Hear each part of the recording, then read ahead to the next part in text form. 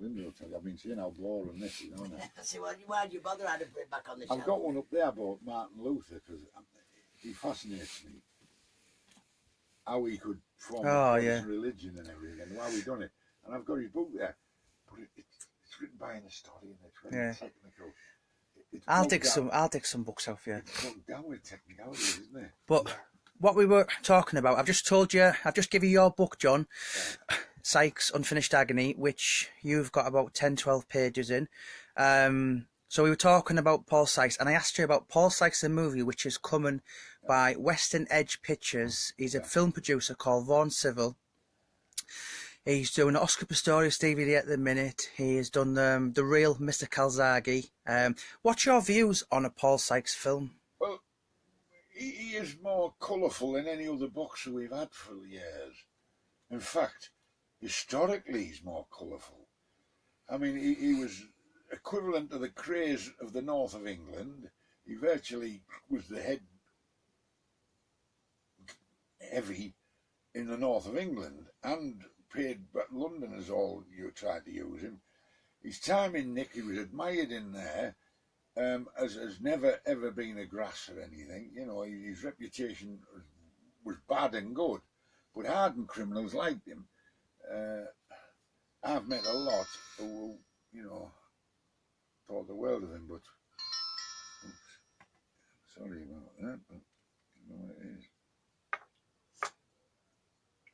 Let's see after that. And then his boxing career in amateur and everything else, and he was a sportsman. It was a shame the deterioration that alcohol brought, but obviously he had a weakness for drink, and that was the ruination. But it's been ruination of a lot of great people.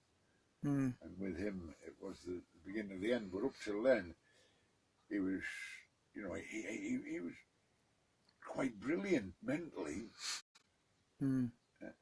skillful as a boxer. Left it a bit late before he got his crack because of his jail, but obviously always took the easy way to get money.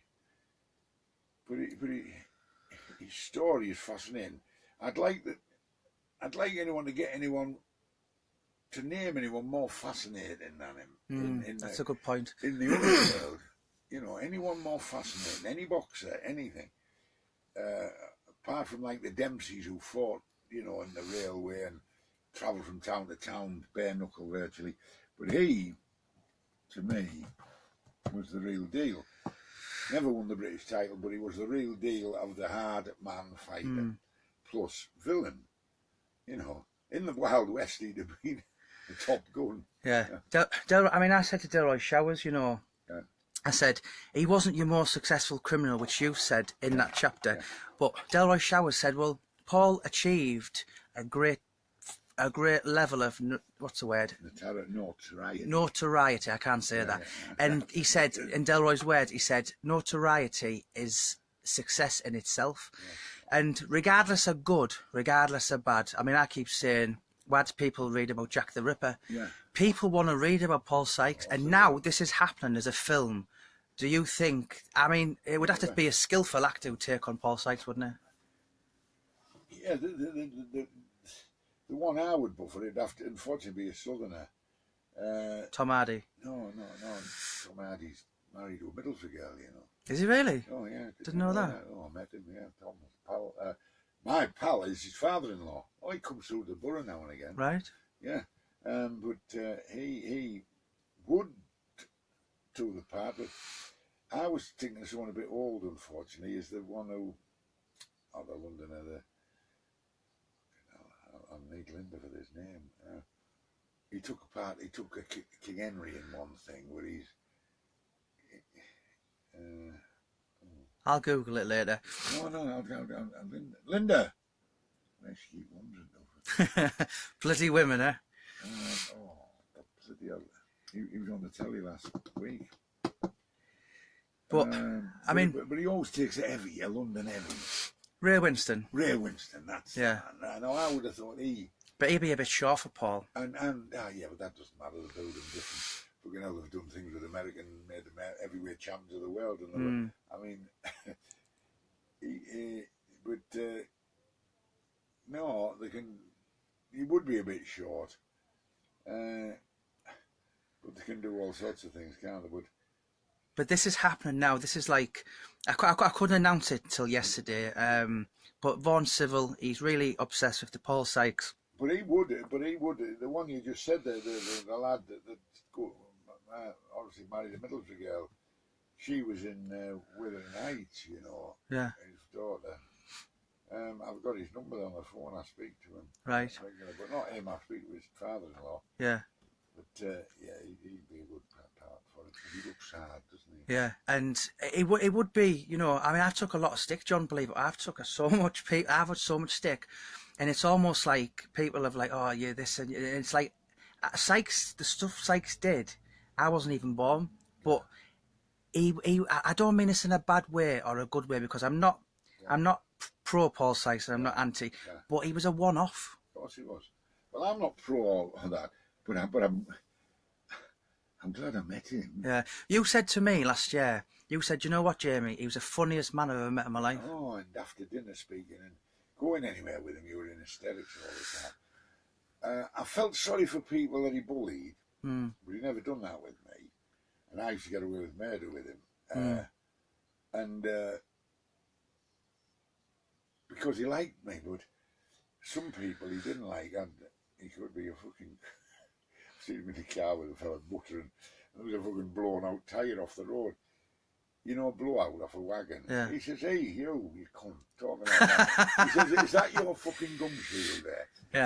Yeah. Well, yeah, that's actually mentioned, that, John, in your book, but I've just noticed you've got Sweet Agony up there. And Paul, I mean, you've told me Paul signed your book to the greatest man you've ever met. He respected you because you did it. You've been in prison. You've been an ex-fighter. And he knew I wasn't, you know, I was always getting took to court by Mickey Duff and them fighting things. I was in court case with, and I teamed up with an American promoter, which got me as big as them, see, because I was with Kushner, who was top promoter in America. He said, what do you mean? Promote in London? I thought I couldn't promote it there. He said, how can I come Mickey Duff Newcastle and promote? Well, I'd meet fighters, and you'd have laughed. He had a contract. Mickey Duff for the world. This kid held it. He took it off Magri. Charlie Magri. Yeah, but he signed a contract, a 3-fight contract with Mickey Duff. He got beat, so he wouldn't fight. So he took this fight with me and signed it, and he tried to get it stopped at the High Courts. Anyway, he got a bailiff to get a warrant and an indemnity to stop him from fighting. It was like an indemnity that till the court case, because the court case, we couldn't get the court, we kept putting it off. And the fight was that night at the York Hall. Anyway, so at the Wayne, which was in an hotel on the Isle of Dogs, this fella, we knew he was there, the solicitor who had the summons to put a hold on the fight, and it had to be served on the boxer that he could not take part in the fight or his money would be confiscated and everything.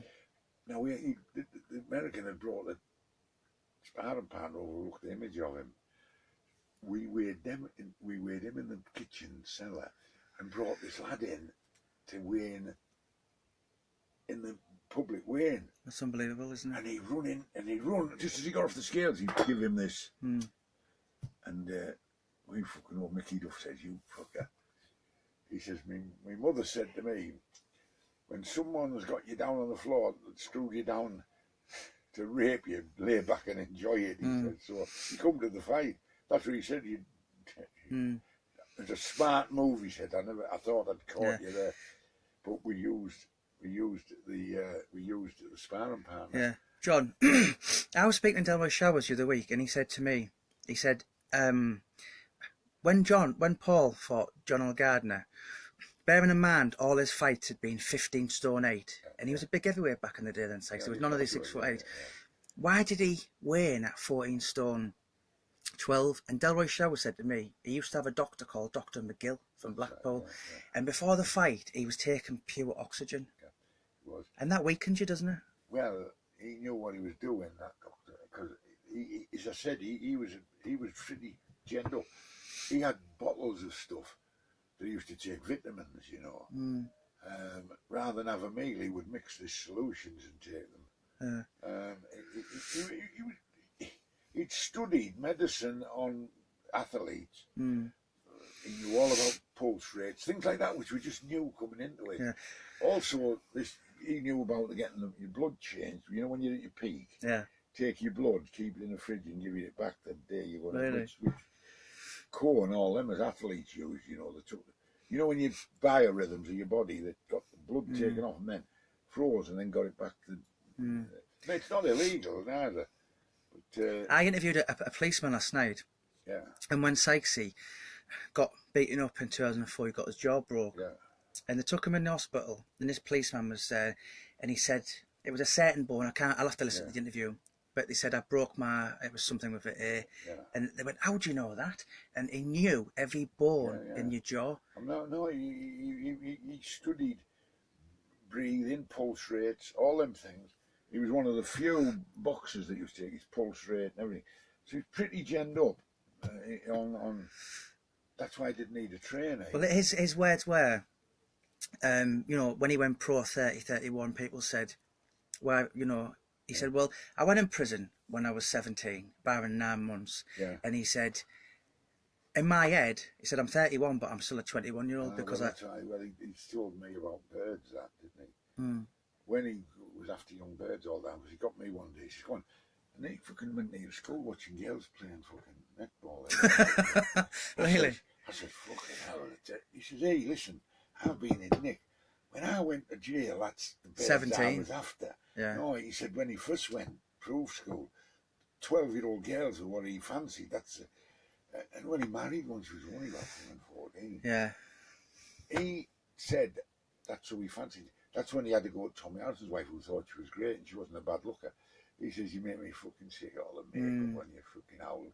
You're an old has-been to me. And I mean, she was at the top of the tree. Tommy said, oh, it's my wife. He said, I could get good fucking this. Tommy, that's how I know. Tommy hardly knew him. He fucked off, did Tommy? He fucking off. But he was afraid of no one. And that's the thing. And he wasn't afraid of going to jail and things. Well, that's the thing. When you're not scared to lose your liberty, that's a frightening prospect. Oh, yeah, he wasn't afraid of. I mean, he literally wasn't afraid of. And the craze or anything didn't frighten him. Well, this second book, John, which I'll give you in September, Chris Lambriano's in it, and now he was next door to Paul Sykes for 3 years. You got Alan Lord in it, who was in A Stranger Ways writer. But I mean, just last word on the film. You think it's a good idea, and you think it'd be interesting, don't you? Oh, I think it'll be a big seller. I think it'll really catch on as long as it's built up properly. Obviously, it needs to build up, but